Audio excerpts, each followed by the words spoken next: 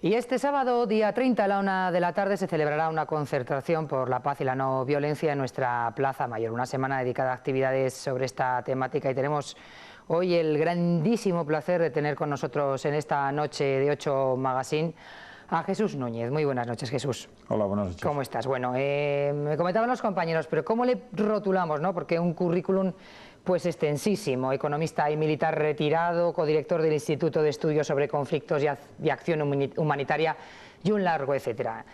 Con la excusa de una conferencia que se ha realizado esta tarde, 5 años de tragedia en Siria, una mirada hacia Europa, desde Europa, has llegado a Burgos. ¿Un sitio del que sueles venir o no lo haces con mucha frecuencia? Encantado, y gracias a los compañeros de Irene he tenido la oportunidad ya de participar en alguna de sus actividades, intentando echar un vistazo algo más allá de lo que vemos ante nuestros propios ojos, puesto que como ciudadanos de un mundo globalizado nos afecta lo que ocurre en cualquier rincón y por tanto viene bien de vez en cuando salirnos de los temas que quizá nos ocupan más para echar un vistazo a otras cuestiones. Un momento caliente ahora, ¿no? Desde luego, lo lleva siendo ya desde hace un tiempo, puesto que si hablamos no solamente de Siria, sino del conjunto del mundo árabe-musulmán, recordemos que estamos ahora 5 años después de que comenzaran aquellas movilizaciones ciudadanas que trataban directamente, demandando libertad, dignidad y trabajo, de provocar reformas profundas en unos regímenes manifiestamente mejorables, unos regímenes controlados en la mayoría de los casos, da igual si en formato de república o de monarquía, por regímenes políticos que no atendían a las necesidades de su población, que violaban sus derechos de manera cotidiana, y desgraciadamente hablo en pasado, pero podemos seguir hablando en presente, porque 5 años después la situación no es precisamente muy positiva. Una mirada desde Europa. ¿Cómo miramos desde Europa? Desde luego, si nos ¿Cómo vamos... no miramos desde Europa? A veces no lo miramos porque nos pueden los estereotipos asentados a lo largo de la historia, que nos ha hecho olvidar, por ejemplo, que la pata islámica es fundamental para entendernos como ciudadanos europeos. Somos el producto de la civilización judeo-cristiana musulmana y sin embargo hemos eliminado esa pata musulmana y eso nos impide ver con ojos realistas lo que los estereotipos nos ocultan. Y por otro lado, si miramos a la actualidad, parece que lo que domina fundamentalmente es el sentimiento de temor, o casi me atrevería a decir de terror. Un terror inspirado hace unos años fundamentalmente por lo que algunos querían presentar como nos invaden los flujos migratorios llamando a nuestras puertas, y que ahora a eso se le ha añadido el terror yihadista, la amenaza de los grupos terroristas, con Daesh hoy en día, con Al-Qaeda antes, que parecería que tienen en su objetivo prioritario el atentar sobre ciudades y sobre ciudadanía occidental. No es el caso, creo que se está sobredimensionando la importancia de esa amenaza. Es una amenaza real, el yihadismo nos afecta, nos golpea. Ahí está París todavía el 13 de noviembre como quizá último recuerdo, el más reciente, pero conviene que no desvirtuemos la realidad para servirse de ella, como hacen algunos gobiernos de la Europa occidental, para recortar derechos y libertades de nuestras sociedades democráticas con la excusa de garantizar más nuestra seguridad, y que nos haría ver que estamos en guerra y que por lo tanto es necesario articular medidas militares para hacer frente a esa amenaza, cuando ya hemos comprobado bastantes veces que con medios militares no se puede acabar con la amenaza terrorista. Y por lo tanto, desde esa perspectiva es de cómo se entiende que hoy desde la Unión Europea estamos dominados por una visión que nos puede hacer caer fácilmente en nuevos errores acumulados a los ya cometidos hasta ahora. Desde Bélgica miran a Grecia y bueno, les denominan de poco solidarios, ¿no? Papel complicado también. Desde luego, hoy si algo caracteriza a la Unión Europea es la falta de solidaridad entre los diferentes países. Recordemos que todavía el año pasado hemos vivido la vergonzosa subasta de reasignar dentro de los países de la Unión Europea a 120.000 solicitantes de asilo, de refugio. Todavía a estas alturas no se ha cumplido ni la mínima parte de ese plan. En el caso de España... Lo que parece que sí que se activa son las penas, ¿no?, para los que si acaso cometieran algún delito vuelvan a salir fuera. No solamente eso las sí que penas, se hace más rápido. Desde luego, pero tenemos ejemplos tan penosos como el de Dinamarca, cuyo Parlamento acaba de aprobar una medida que supone directamente el meter la mano dentro del bolsillo de personas que han tenido que pasar muchos apuros para poder llegar a colocarse en un escenario que les evite arriesgar su vida viniendo de situaciones de conflicto. Es que todavía hay que ser más claros. Es que en el caso de la crisis de refugiados que estamos viviendo, no se trata de altruismo, no se trata de caridad, no se trata de solidaridad, se trata estrictamente de cumplir una obligación jurídica. puesto que todos nuestros estados han firmado el convenio del 1951 de atención a los refugiados y por lo tanto toda persona que huye de un conflicto violento hay obligación por quienes, como en nuestro caso hemos firmado el estatuto, de asistir y proteger a esa población. No lo estamos haciendo. Pero Jesús, a lo mejor no se preveía esto. Sí se preveía. ¿Con tal magnitud? Sí, en el caso de Siria, en fin, es que llevamos ya 5 años prácticamente de conflicto. Y digo Siria como ejemplo, puesto que recordemos que están los eritreos, que están los iraquíes, que están los afganos, que están los argelianos, que están los magrebíes. Son muchos los lugares en los que la Unión Europea tiene suficientes ojos y oídos para saber lo que ya lleva ocurriendo desde hace mucho tiempo. Y por lo tanto, para prepararse, para atender a la consecuencia de esos conflictos y además para intentar corresponsabilizarse en la solución de esos conflictos, cosa que tampoco está ocurriendo. Por lo tanto, por un lado, no tendemos a la obligación que asumimos habiendo firmado ese estatuto y por otro lado no estamos movilizando nuestras inmensas capacidades para atender al origen del problema, que es el conflicto en Siria y el conflicto en otros escenarios. Pero a veces sí que hay otra especial habilidad para desarrollar, por ejemplo, deportaciones express, ¿no?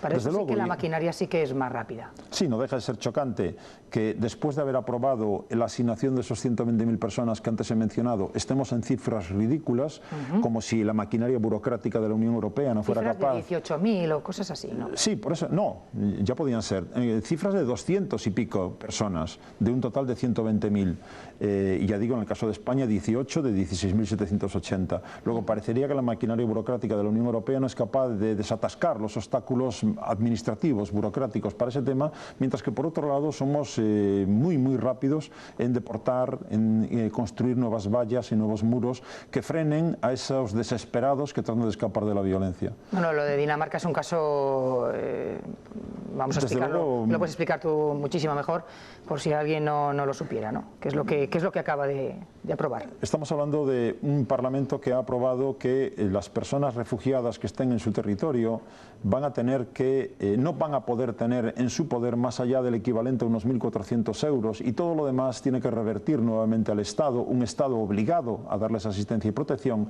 para contribuir a atender los servicios sociales que le dan esa asistencia y esa protección. Bueno, y saluden a que un danés tampoco cuando recibe una ayuda social no cuenta con absolutamente nada, pero son casos diametralmente diferentes, ¿no? Desde luego, estamos hablando de personas que escapan de un conflicto, de una catástrofe natural o de ambas cosas a la vez, porque su vida está en peligro y que, insisto, tenemos un ordenamiento jurídico internacional que demanda, que obliga a atender a esas personas, no a cambio de un pago del servicio, sino como tal obligación que hemos contraído.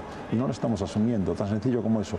Recordemos, por otro lado, que 120.000 personas, más las 40.000 que ya en mayo del año pasado la Unión Europea había decidido para echar una mano a Grecia y a Italia, precisamente para aligerar un poco su situación de saturación de algunos centros de refugiados, en total, por lo tanto, 160.000 personas. Recordemos que 160.000 significa el 0,024% de la población de la Unión Europea, puesto que somos 500 millones. Por lo tanto, esos mensajes que en algunos países, afortunadamente no tanto en España, se difunden en sentido de no cabe nadie más, ya estamos llenos, no podemos atender a nadie más, se cae por su propio peso cuando comparamos, por ejemplo, con Líbano. Pensemos en Líbano, un país que desde luego no tiene el mismo nivel de desarrollo económico que tiene la media de la Unión Europea y donde 1 de cada 4 personas es refugiada. Y por lo tanto, Líbano está soportando una carga enorme en unas condiciones absolutamente muy desfavorables en comparación con la Unión Europea, y no han empezado a meter la mano en el bolsillo de los refugiados, sino que están intentando asumir su carga como buenamente pueden. Lo mismo en Jordania, donde hay 1 millón de refugiados ya, lo mismo en Turquía, donde hay más de 2 millones de refugiados, y aquí estamos hablando de 160.000. Por lo tanto, es claro que no hay voluntad política para atender esas obligaciones. Y ese es solamente un ejemplo de la falta de voluntad de la Unión Europea para atender a lo que tiene en su vecindad más inmediata. Porque, insisto, se trata de ir a las causas, de atender el por qué se han generado esos problemas y qué hace la Unión Europea, puesto que le afectan de manera directa, para intentar resolverlas. Y, sin embargo, seguimos viendo cómo Siria sigue en ese abismo, en ese túnel oscuro de violencia desde hace 5 años y no hay ningún tipo de reacción, más allá de demandar que hablen, que dialoguen los actores implicados para ver si en algún momento encuentran una solución. Eso es un brindis al sol. Jesús, leyéndote, siguiéndote en Twitter, interesantes también los artículos, sobre todo bueno, más con la actualidad, por lo que estás aquí, el rompecabezas sirio. Es un rompecabezas, porque no olvidemos que Siria ha ido acumulando, por decirlo así, diferentes niveles de conflictividad. En Siria, como mínimo hoy, se viven simultáneamente 3 niveles de conflicto, y todos desarrollados en el mismo escenario. Por un lado tenemos un régimen que trata de resistir en el poder, un régimen dictatorial, represivo, corrupto, antidemocrático, evidentemente, que no ha atendido a las necesidades de su población, ni tampoco a su propia seguridad, y a ese régimen se le enfrenta una amalgama muy diversa. Hablamos de centenares de grupos de opositores y rebeldes, por lo tanto de actores políticos, pero también de actores armados, que tratan de echar abajo ese régimen. Además tiene sus apoyos diferentes del resto, ¿no? Y ahí entra un segundo nivel en donde se está dirimiendo el liderazgo regional, fundamentalmente entre Irán, un país que vuelve a la escena internacional y que tiene vocación de líder, estamos hablando de la antigua Persia, y por otro lado Arabia Saudí, un país que trata de contrarrestar como sea la vuelta de Irán a la escena, y que por tanto ambos utilizan a sus aliados locales en el territorio sirio para complicarse la vida uno al otro, y todo eso repercute una vez más en la vida, en la suerte de los millones de sirios que habitan todavía el país. Y en un tercer nivel hablamos de Rusia por un lado y de Estados Unidos por el otro. Rusia apoyando al régimen sirio, aunque solo sea para intentar defender sus propios intereses particulares, puntuales, como la base naval de Tartus, como sus relaciones comerciales, pero que fundamentalmente lo que quiere es jugar como volver a ser reconocida como potencia global. Y por lo tanto el incremento de su apuesta militar en Siria lo que busca fundamentalmente es enviar un mensaje a Estados Unidos para meter en la misma ecuación también a Ucrania. Si tú me molestas en Ucrania, yo te voy a molestar en Siria, y si queremos podemos entendernos, y por lo tanto yo dejo un poco más libre un escenario y tú dejas más libre el otro. Por lo tanto, todo eso se hace jugando con la vida, con la suerte de millones de sirios. Recordemos que a día de hoy ya alrededor de 7,5 millones de sirios, de una población total de unos 23 millones, 7,5 millones son desplazados dentro de su propio territorio, y más de 4 millones son refugiados en los países de alrededor. Por lo tanto, un drama y una crisis humanitaria que estamos viviendo con una pasividad que no deja de escandalizar. Increíble escucharte, sobre todo por una claridad y una coherencia a la hora de transmitir tus ideas, porque bueno, son puntos calientes, son conversaciones que oímos mucho en medios de comunicación y que siempre es un placer tener a alguien que tan de cerca nos cuenta lo que se está desarrollando en estos momentos. ¿Ya mañana te marchas para Madrid? Sí, porque en estos casos además y con tantos frentes abiertos, podríamos decir, desde luego para alguien como yo que se dedica a intentar conocer un poco lo que ocurre en el ámbito internacional, desde luego lo que no falta en ningún caso son temas a los que atender, y por lo tanto me reclaman también en otros lugares, pero encantado de haber estado en Burgos una vez más. ¿Has estado allí? ¿En Siria? ¿Has viajado por algún sitio? Mi último intento fue, como presidente del Comité Español de la Agencia de las Naciones Unidas para los Refugiados Palestinos, visitar campos de refugiados palestinos, pero el gobierno sirio no ha tenido a bien concederme el visado para ir, en la medida en la que quizá lo que digo, quizá lo que escribo, no acaba de resultarles muy cómodo, y por lo tanto me han negado el visado y no he podido, desde octubre del año 2010, no he podido pisar Siria. Cómodos hemos estado contigo y bueno, deseamos todo lo mejor para que puedas ir y ver in situ, ¿no?, lo que está allí aconteciendo. Mil gracias por haber estado con nosotros en esta noche en 8 Magazine. A vosotros por tratar estos temas también.